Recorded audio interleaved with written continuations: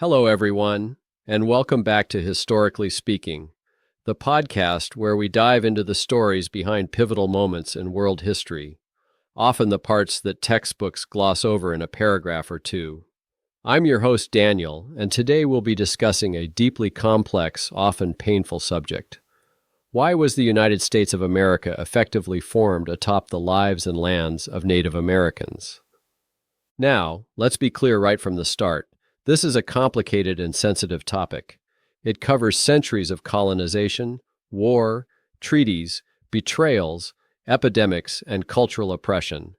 My goal here is not to assign singular blame or to absolve anyone of responsibility, but rather to outline the historical forces and events that led to the displacement, often violent, of indigenous peoples in what's now the United States. Let's get into it. 1. First contact and early colonization. European arrival. When Europeans arrived on the American continent in the late 15th and early 16th centuries, there were already millions of indigenous peoples, often referred to as Indians or Native Americans, spread across vast territories. They had diverse cultures, languages, religions, and sophisticated political systems. The arrival of Europeans, Spanish, French, British, Dutch, upended these societies dramatically. Disease as a silent weapon. One of the most significant factors in the early period of contact was disease. Smallpox, measles, and other illnesses, to which Native Americans had no prior exposure, decimated entire communities. It's been estimated that disease alone wiped out a staggering percentage of the indigenous population before large-scale warfare even became common. Competing colonial powers. The Spanish initially colonized the southwestern and southeastern areas. The French moved into large parts of the interior, especially around the Mississippi River basin, and the British established colonies along the East Coast. Early encounters varied. Some were trade-based and relatively peaceful. Others were marked by brutal conflicts, but the pattern of taking land and resources was already forming. 2. The British colonies and early conflicts. Jamestown and Plymouth. The British founded Jamestown, 1607, in what is now Virginia. Early settlers survived with the help of local native tribes, like the Powhatan Confederacy. Yet, as British numbers grew, competition for land and resources intensified.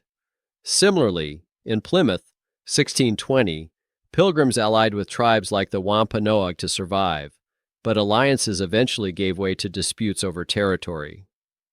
Land treaties and deception. Throughout the 17th century, British colonies expanded. Sometimes they obtained indigenous land through treaties, which were often misunderstood, coerced, or outright broken. Colonists frequently used the concept of vacant or unused land to justify taking more territory, ignoring that indigenous peoples lived by different land use practices, hunting ranges, migratory agriculture, etc., rather than fenced-in farms. Early warfare. Conflicts like the Pequot War, 1636 to 1638, and King Philip's War, 1675 to 1676, showcased the violent struggle for land. Native American alliances shifted as they tried to resist colonist expansion, but they often faced severe technological disadvantages, especially regarding firearms and access to European-style war supplies. 3. The birth of a nation and westward expansion. The American Revolution, 1775 to 1783. When the 13 colonies declared independence, many native tribes had to choose sides. Some aligned with the British, others with the colonists, and some tried to remain neutral.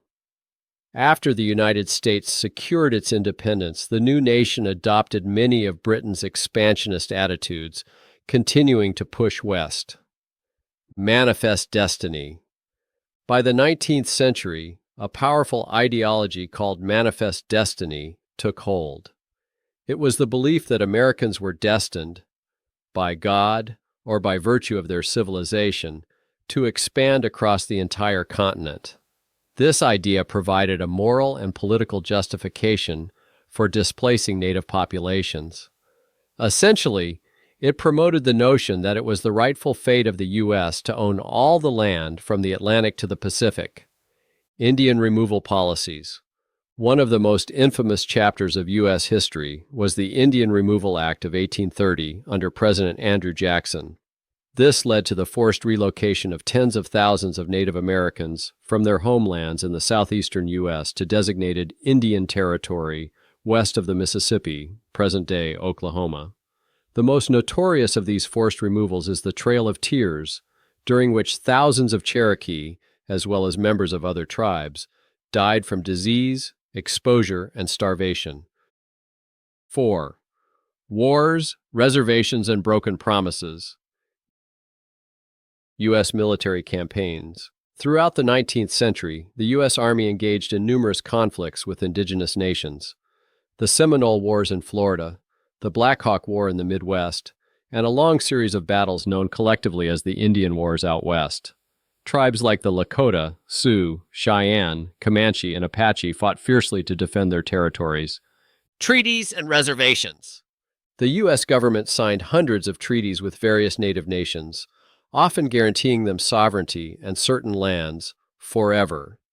But these treaties were frequently broken or revised once white settlers demanded more space. Tribes were compelled onto reservations, areas with strict boundaries, where the land was typically far less fertile, making traditional hunting or farming nearly impossible. The cultural onslaught. Beyond the physical conflicts, there was a systematic effort to erase Native American cultures. Boarding schools were established to force indigenous children to assimilate into white American culture, cutting their hair, banning their languages, and punishing them for expressing traditional practices. This represented cultural genocide, aiming to suppress indigenous identities in the name of civilization. 5. Economic motives. Resource extraction. Another driving force was economic gain. Farmland, gold, oil, and other natural resources found on indigenous lands. Each discovery triggered new waves of settlers and prospectors who demanded the government deal with the local tribes. The discovery of gold in Georgia, 1829, and later in the Black Hills, 1874, are two examples where treaty violations led to more native land seizures. Railroads and infrastructure. The construction of railroads across North America also accelerated displacement. Companies needed uninterrupted routes for track laying, and the government provided massive land grants, often ignoring existing treaties. This expansion served the national economy but spelled disaster for the tribes in its path. 6. The legacy and today. A nation on native lands. If we ask, why was America formed atop native lands? It boils down to colonization, driven by a mix of religious fervor, economic greed, cultural superiority beliefs, and pragmatic expansion.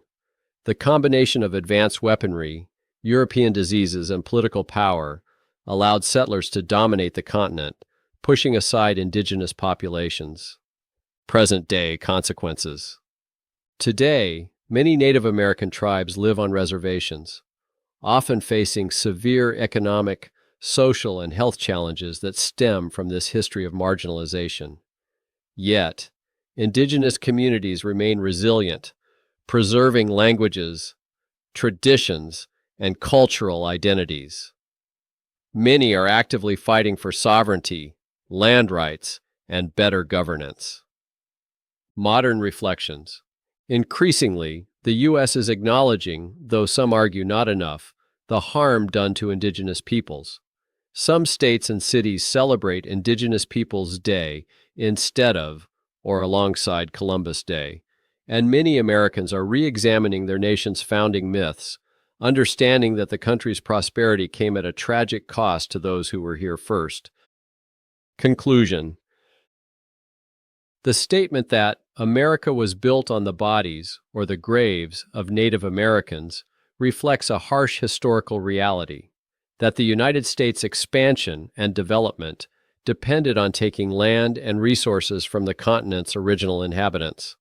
The process involved wars, forced relocations, diseases, broken treaties, and cultural repression. Understanding this history is crucial. It's not about guilt-tripping the present, but recognizing the long-lasting impacts on Native communities and acknowledging that the foundations of the U.S. didn't emerge in a vacuum. By learning about these uncomfortable truths, we can better appreciate the complexity of America's past and support efforts to address long-standing injustices. Thank you for listening to this episode of Historically Speaking. I'm your host, Daniel. If you found this discussion valuable, please share it, leave a review, or send it to a friend who might be interested. Remember, history isn't just about dates and facts. It's about people, power, and the stories we choose to tell. Until next time, stay curious.